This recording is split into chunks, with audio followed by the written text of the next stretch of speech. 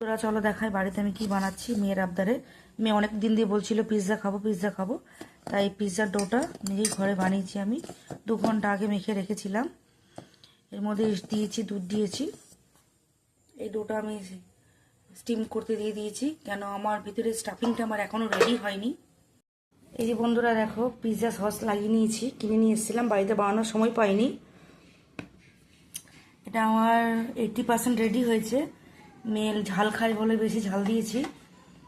আর বাড়িতে বানানো আমার চিজ দিয়ে দেব। আমি নিজে হাতে ধরে করছি বলে দেখাতে অসুবিধা হচ্ছে একটু। দেখো ভর্তি করে করে চিজ দিয়েছি। এই যে কড়াইতে স্টিম করতে বসিয়ে দিলাম, ঢাকাটা লাগিয়ে দিই। এই যে বন্ধুরা আমার পিৎজা রেডি।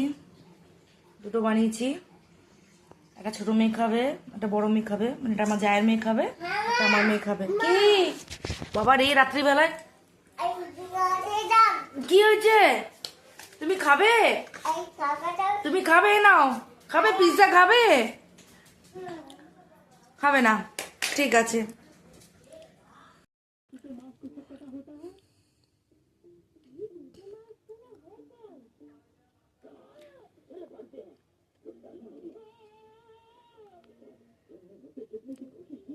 কি সুন্দর হয়েছে না পিৎজাটা?